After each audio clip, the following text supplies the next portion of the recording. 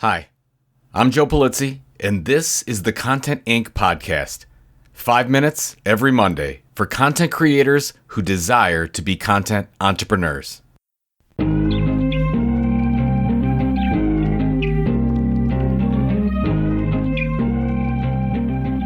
I'm recording this episode right now. It's April 15th, a Friday, and I just looked and there's 17 days until Creator Economy Expo. Literally all my time is being taken up with things regarding CEX, whether that's talking to the speakers and making sure we're on the same page with their topic and what they're going to deliver, or working with last minute sponsor inclusions, or trying to get the last 10, 15, 20 people to the event, logistics, which honestly I'm not very involved in. Thankfully, we've got a great team that does that. I'm more of a strategy guy, not a details guy. But I did have time this week to do a rare in-person presentation, and it was for a marketing organization in the architecture, construction, and engineering field.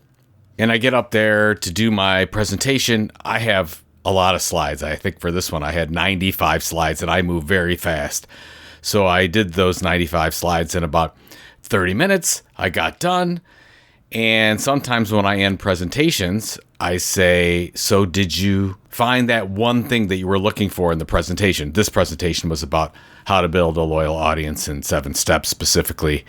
And the first person said, Joe, was actually the first slide that made the biggest impact on me. And we all had a big laugh about that because I was like, well, shoot, if it was the first slide, I could have ended after 5 minutes and we could have just done Q&A the rest of the time. And we went back and we talked about that slide for a little bit and how important it was.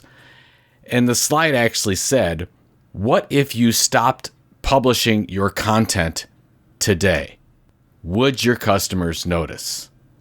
What if you stopped publishing your content today, and would your customers notice? Now, this is a really difficult question because we like to think that our content is amazing, right? We like to think that it is valuable, that it is remarkable, that it helps our customers live better lives or get better jobs or whatever we think we're doing in the form of our audio, textual, or visual content.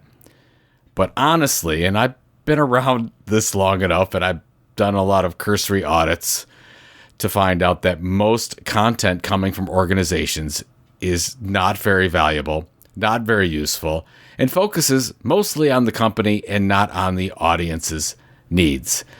I'm not putting down any company. That's usually the way it is. We're so focused on what we want to say, we're not focused on what our customers and what our audience needs to know. And you need to be honest with yourself. You really need to start looking at your content, everything that you produce, whether it's a blog post, an article, a book, a podcast, a Twitch stream, a YouTube video, a webinar, whatever you're producing. And before you start that, you have to know that this has to be so critical that our customers would miss it if it wasn't available. Now, I don't know if you are like me, but I get up in the morning. There's a couple newsletters that I absolutely look at. Of course, I look at The Tilt, Bias, that's our own newsletter. And then I look at Morning Brew, I look at New York Times, and I read those religiously every day. And if for some reason they did not deliver that day, I would absolutely miss it. That would be a problem. I look forward to getting that information. I am a religious listener of the Prof G podcast by Scott Galloway. When I think it was a couple weeks ago, he did not publish his podcast, and I was really disappointed that he just decided, because he was doing other things, of course. He had an event going on. He did not produce his podcast, but I thought that he should have accounted for that. But anyways, it wasn't available and I missed it. It's a really good goal to have for you as a content entrepreneur and a content creator. That when you start this thing, whatever it is that you're doing, whatever your base is that your blog? Is that your newsletter? Is that your podcast? Is that your YouTube series?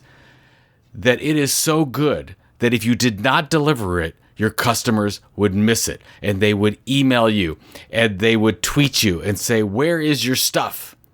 I actually talked about this yesterday with Robert Rose as we were recording This Old Marketing. And he mentioned the time when we stopped at the end of 2017 producing This Old Marketing because I went on my sabbatical, and he was making fun of me because we received a number of tweets and emails angry, upset that we were not producing anymore. So great for us, right? We had something of value, and luckily we came back and we started producing This Old Marketing again, and they came back and all is well. But your content needs to be that good. So I would take some time and really start to think about, if you stopped publishing your stuff, would your customers notice? Would they cry out? Would they miss you? Would they complain? Because if not, you've got a problem. Good luck.